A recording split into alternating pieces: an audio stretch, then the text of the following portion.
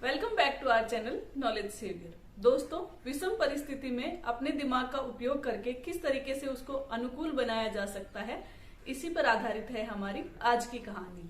एक बार की बात है, एक गांव में एक किसान रहता था। उस किसान के पास एक बैल भी था। एक दिन की बात है, किसान और बैल दोनों कहीं जा रहे थे। अचानक ही बैल एक कुएं में गिर गया। किसान बहुत चिंतित हो गया कि अब मैं इस बैल को कैसे निकालूं।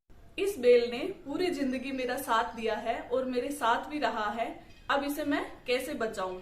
तो उसने वहां खड़े कुछ लोगों को अपने पास बुलाया और उनसे सहायता मांगते हुए कहा कि आप मेरी मदद कीजिए, मुझे इस बैल को बचाना है।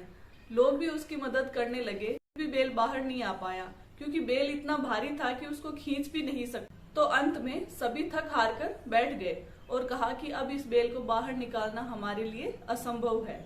किसान को भी लगा कि बात तो सही है, बैल को अब शायद नहीं निकाला जा सकता। और फिर उसने सभी लोगों से कहा कि हम एक काम करते हैं, अब ये वैसे भी मरने वाला है तो कुएं में मिट्टी डाल देते हैं। और सभी उसमें मिट्टी डालना शुरू कर देते हैं। जैसे ही बैल ने मिट्टी अपने ऊपर गिरते हुए देखा, वो परेशान हो गया कि ये लोग मुझे मारना चाहते, क्या इसी कुएं में मुझे ये जिंदा ही गाड़ देंगे। बैल काफी परेशान होकर सोचता रहा और मिट्टी उसके ऊपर गिरती रही।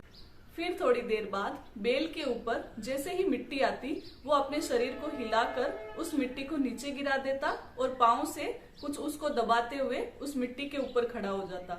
इसी तरह जैसे जैसे मिट्टी आती, बैल अपने शरीर को हिलाकर मिट्टी को नीचे गिरा देता और वो उसके ऊपर आ जाता। इस तरह कुएं का जो स्तर है वो कम होने लगा और बैल मिट्टी के द्वारा थोड़ा थोड़ा ऊपर आने लगा। ऊपर से सभी लोग देख रहे थे कि ये बैल बार बार इस मिट्टी को हटा देता है। बैल का यही क्रम चलता रहा और सभी लोगों ने देखा कि बैल जो है अपनी जान बचाने के लिए ये सब कर रहा।